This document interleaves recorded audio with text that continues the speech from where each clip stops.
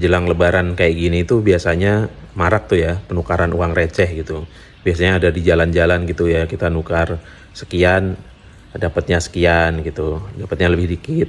Lalu juga kemarin tuh rame di marketplace bahwa ternyata bisa lebih murah gitu karena ada diskon marketplace. Tapi sebenarnya dari harga awalnya sudah dikurangin gitu.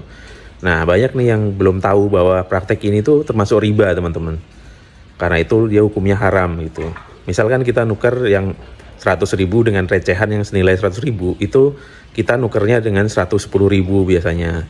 Atau pokoknya kita dapatnya lebih sedikit dari duit yang kita tukarkan sebenarnya. Nah, itu sebenarnya riba dan itu haram, tidak boleh.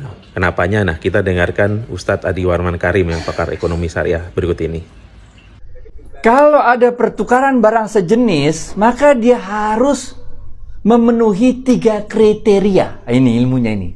Ini dahsyatnya Islam ini 1500 tahun yang lalu ini. Udah keren kayak begini.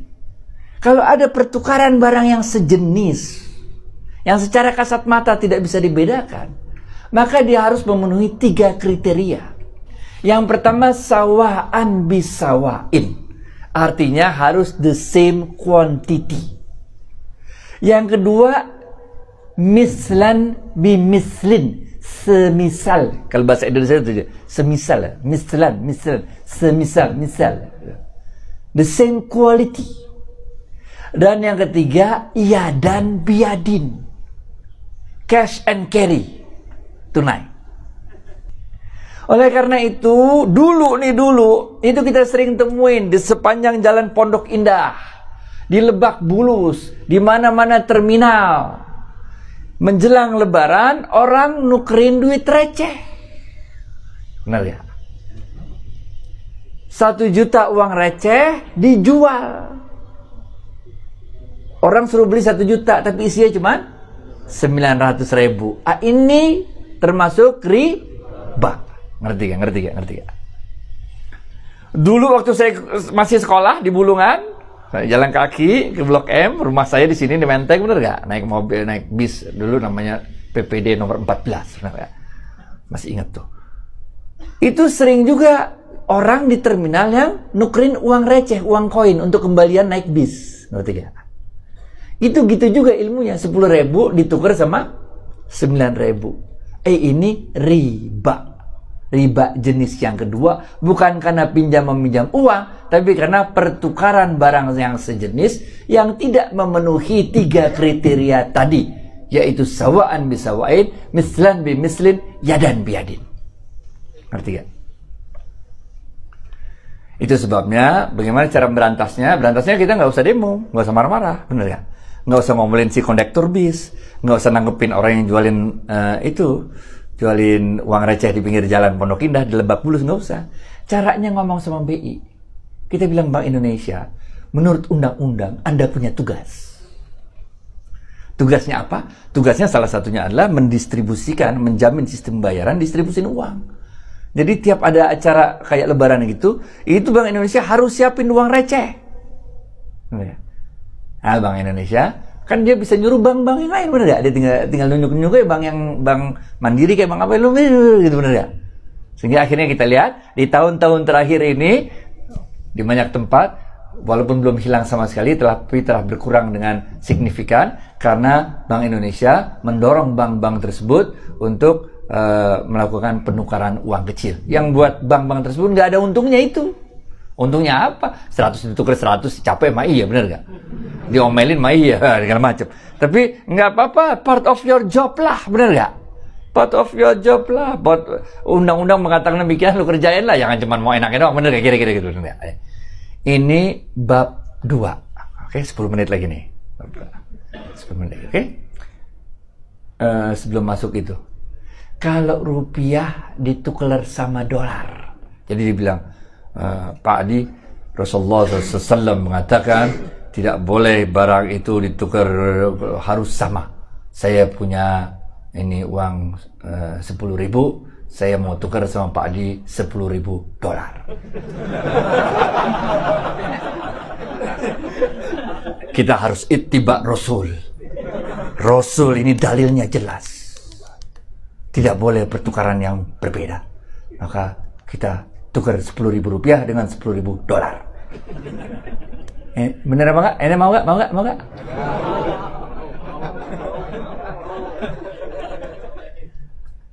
Kita jangan mau dibego-begoin sama orang kayak begini, jangan mau dah.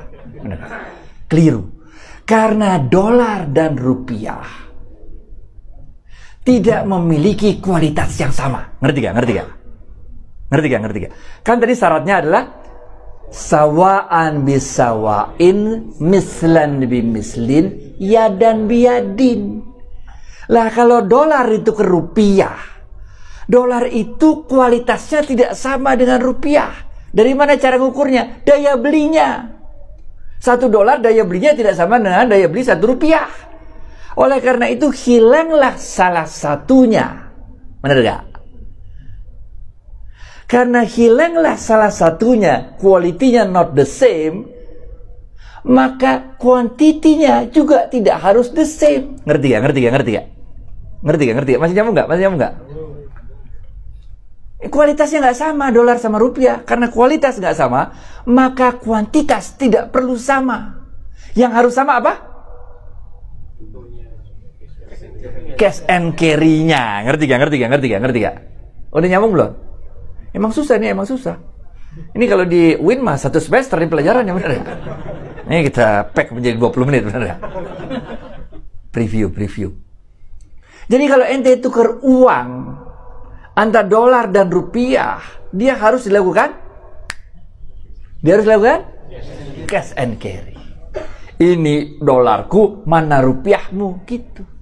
Bahkan waktu itu Umar bin Khattab mengatakan, waktu terjadi pertukaran, orang yang mau masuk rumah, jangan kemana-mana, ke rumah sini jangan ninggalin gue. Rasulullah SAW melarang kita untuk berpisah. Sampai kayak begitunya tuh, sampai kayak begituan tuh. Jadi nggak boleh kita kasih dolarnya sekarang, rupiahnya belakangan. Rupiahnya sekarang, dolarnya belakangan. Nggak boleh. Oke? Paham nggak? Paham nggak? Paham nggak?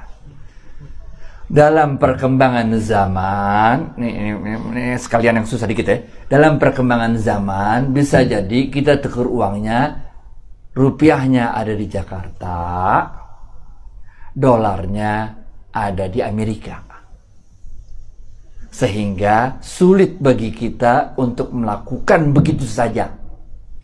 Yang dalam ilmu perbankan disebut namanya spot transaction. Susah ya? Nggak ada yang pernah kerja di bank ya? Nggak pernah ngirim duit ya? Spot transaction artinya transaksi pertukaran dolar dan rupiahnya dilakukan saat itu juga.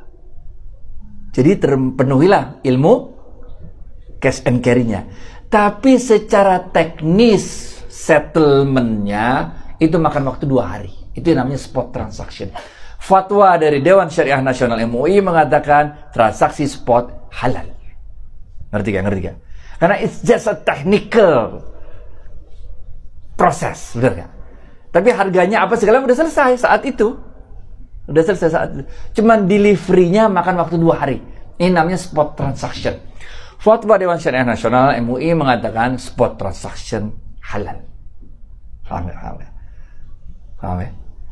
Tapi kalau kebalikannya bagaimana? Saya kasih dulu dolar saya kasih dulu rupiah saya 10 juta, dolarnya baru datang sebulan yang akan datang.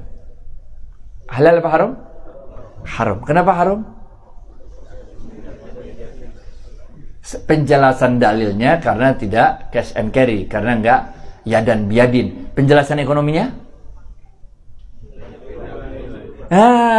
Dalam rentang waktu itu kan bisa berubah kursnya, benar gak? Benar gak? Kan bisa berubah. Kita ini kursnya segini, bagaimana? Benar gak? Padahal di sini ada supply and demand-nya sendiri, sehingga terciptalah kurs. Di sini ada supply and demand-nya sendiri, sehingga terciptalah kurs, benar gak?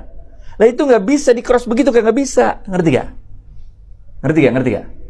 Nah udah tahu kan alasannya bagaimana, maka sebaiknya kita tuker di bank aja atau Bank Indonesia yang itu sesuai gitu, nggak riba gitu, karena sesuai dengan nilainya gitu. Nah semoga teman-teman yang belum tahu jadi tahu dan meninggalkan praktek. Nah gimana dong, orang kan kasihan tuh, dia kan jadi jasa itu kan nyari duit, bisa nyari duit yang lain dengan cara halal gitu. Jangan menggunakan momen Islam untuk melakukan hal yang secara Islam itu diharamkan.